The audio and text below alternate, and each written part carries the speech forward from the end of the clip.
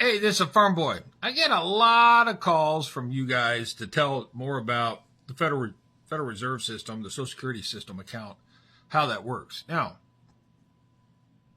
keep in mind, I'm no expert in this stuff, but everything that I'm looking at and the paperwork that I'm filling out, the stuff that I've seen my son do, and the things that Todd Dool does, other people do, what I'm coming to the conclusion of, it works like this. When we were kids, we were born, they created a birth certificate. That certificate created bonds. Is that important? It's extraordinarily important because we gave up our real money. When we went off the silver standard under Nixon, we went into a straight up, all out debits and credits. It means you have no value anymore. It's just ledger entry. And in the modern world, it's just digital entry. So what they did was they progressively, a step at a time, they created all the systems and put them in place. They created a central banking system. Now, I know everybody wants to blame the Rothschilds and a few other families on this planet for having created this system and created these problems, but the fact of the matter is they didn't create it. They're just heirs to it. It's always been here. When Solomon said nothing new under the sun, he meant it. And the Bible tells us these stories. We're just not smart enough to pay attention to what's going on. We're so caught up in other people telling us about what the Bible says and not looking at it ourselves and rationalizing reasonably, well, we get lost. And because we're lost in this wilderness, here's what has happened to us. As a people, we gave up our wealth and went to a straight debt and credit system. Debits and credits, entries. That's all it is. There's no real money. So how do you function? You function off the concept of creating more and more. And how do you do that? With bonds.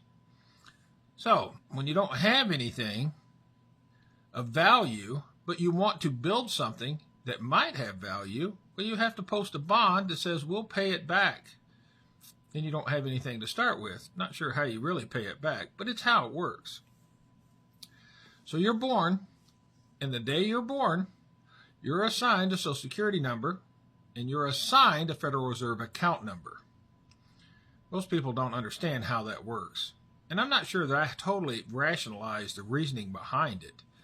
But what really is going on is that when I was a kid, at 18, you went down and filed for selective service. They called it. It was volunteering for the draft, or essentially you got to line up. Poor kids have got to line up to die for rich kids kind of scheme. So we can fight these world wars, whether it's localized or worldwide, to control commerce, because it's all about commerce. You always have to follow the money. The Bible tells you can't love God and mammon. Mammon is often referred to as the concept of money or the commercial system.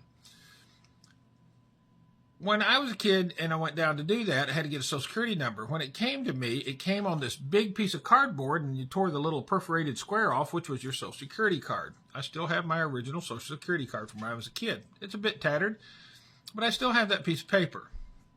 And on that piece of cardboard, it seems like I'm having trouble recalling it, and it's been a while since I've seen it, but there was a big writing on that, on the back of it. You were not to give that card to anybody, that number to anybody under any circumstance. It didn't really dawn on me. I was a kid, and nobody had taught me anything. But what they were saying was, that's a credit account that belongs to you. And if you let someone access that, you'll be held responsible for it. That's the whole story right there in a nutshell. So when you get ready to get a driver's license, you have to give them your Social Security number. That creates a bond.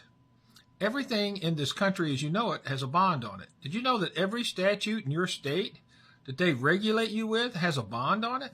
It sure does. It's a security. The birth certificate, the same thing. When you get a speeding ticket, that speeding ticket has a number that instantly creates a bond. And you think, what's that mean?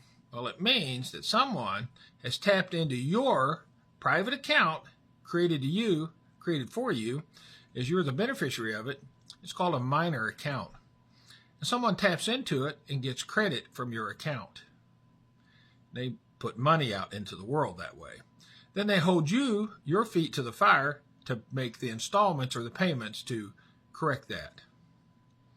It's the same thing with a home mortgage, life insurance, buying a new car. So let's say you want to buy a new car and it's $40,000.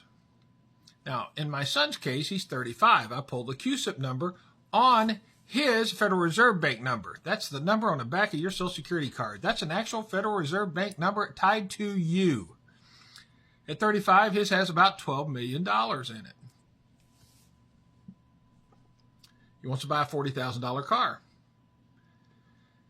You go down and you give them your Social Security number. That gives them the right to access your credit account because there's no real money. They can only work off of credit. So they get paid immediately.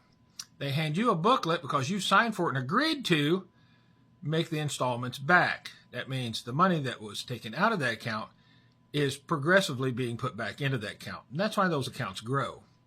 Those accounts represent our national deficit, whether you know it or not. Since basically Clinton's era as president, we have progressively grown this country, national deficit, to a huge number. It was about 13 trillion in 2011. Now, what is it, 40 trillion? How's that possible? Well, how that works is every time you sign your name to something and you give away your Social Security number, it creates national deficit. It's a big old game.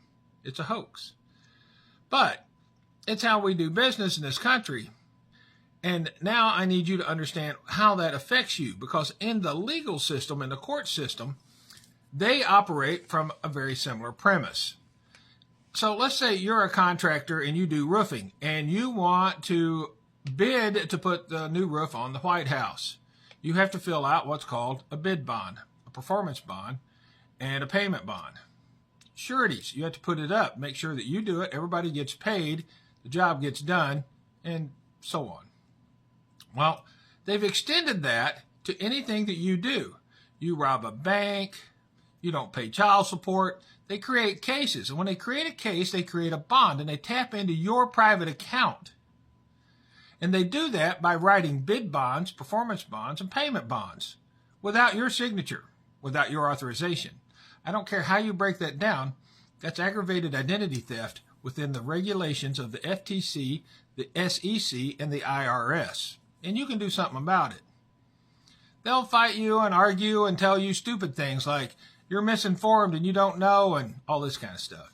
But that's not how it works. The fact of the matter is we're a country with no money. We work off debits and credits. The court system operates, and the states operate, your state, my state, they all operate by things that fund them, things that create bonds. Court cases create bonds.